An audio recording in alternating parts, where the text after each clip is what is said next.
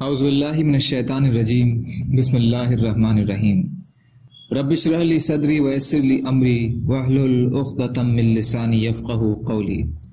حیات الصحابہ رضی اللہ تعالی عنہم، حصہ اول، دعوت کا باب۔ حضور صلی اللہ علیہ وسلم کا بھوک برداشت کرنا۔ تیسرا حصہ۔ حضرت انس رضی اللہ تعالی عنہ فرماتے ہیں کہ فاطمہ رضی اللہ تعالی عنہا نے حضور صلی اللہ علیہ وسلم کو جو کی روٹی کا ایک ٹکڑا پیش کیا۔ آپ نے فرمایا، یہ پہلا کھانا ہے جسے تمہارے باپ 3 دن کے بعد کھا رہے ہیں۔ طبرانی کی روایت میں یہ بھی ہے کہ حضور صلی اللہ علیہ وسلم نے فرمایا کہ یہ کیا ہے؟ حضرت فاطمہ رضی اللہ عنہا نے عرض کیا، یہ ٹکیا میں نے پکائی تھی، مجھے یہ اچھی نہیں لگی کہ میں اسے اکیلے ہی کھا لوں، اس لیے میں آپ کے پاس یہ ٹکڑا لے کر آئی ہوں۔ پھر آپ نے وہ ارشاد فرمایا جو پہلے گزرا ہے۔ ہیثمی حصہ 10 پیج نمبر 312 کی حدیث۔ حضرت ابو ہریرہ رضی اللہ تعالیٰ عنہ فرماتے ہیں کہ حضور صلی اللہ علیہ وسلم کے پاس گرم کھانا لایا گیا، آپ نے اسے کھایا اور کھانے سے فارغ ہو کر آپ نے فرمایا، الحمدللہ، میرے پیٹ میں اتنے دنوں سے گرم کھانا نہیں گیا تھا۔ ترغیب حصہ 5 پیج نمبر 149۔ حضرت سہل بن سعد رضی اللہ تعالیٰ عنہ فرماتے ہیں کہ حضور صلی اللہ علیہ وسلم نے اپنی بعثت سے لے کر انتقال تک کبھی میدہ نہیں کھایا۔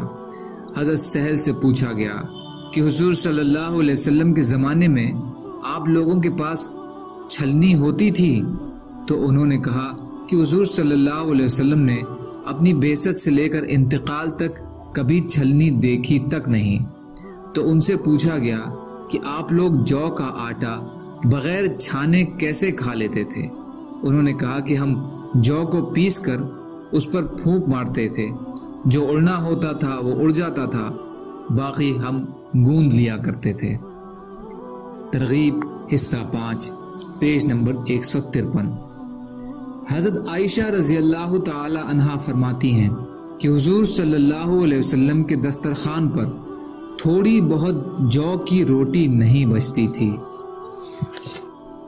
طبرانی کی ایک روایت میں یہ بھی ہے کہ کبھی ایسا نہیں ہوا کہ حضور صلی اللہ علیہ وسلم کے سامنے دسترخوان اٹھایا گیا ہو اور اس پر کوئی کھانا بچا ہوا۔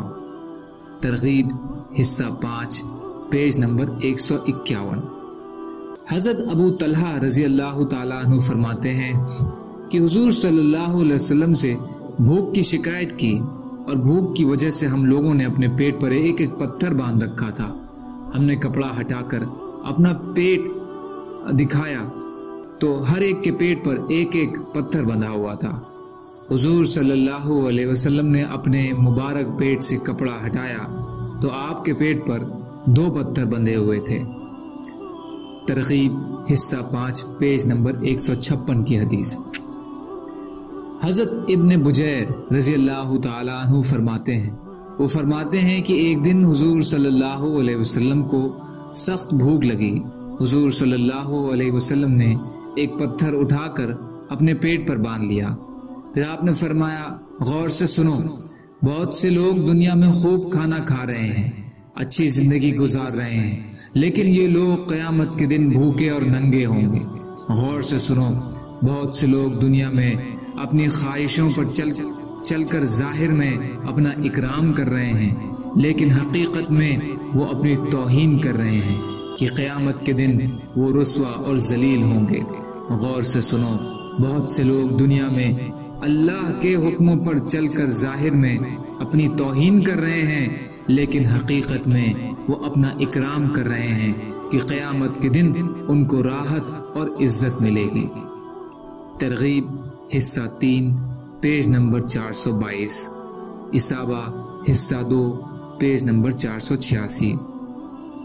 حضرت عائشہ رضی اللہ تعالی عنہا فرماتی ہیں کہ حضور صلی اللہ علیہ وسلم کے جانے کے بعد اس امت میں سب سے پہلے جو مصیبت پیدا ہوئی وہ پیٹ بھرنا ہے، کیونکہ جب کوئی قوم پیٹ بھر کر کھاتی ہے تو ان کے بدن موٹے ہو جاتے ہیں اور ان کے دل کمزور ہو جاتے ہیں اور ان کی خواہشیں بے قابو ہو جاتی ہیں، ان کی خواہشیں بے قابو ہو جاتی ہیں۔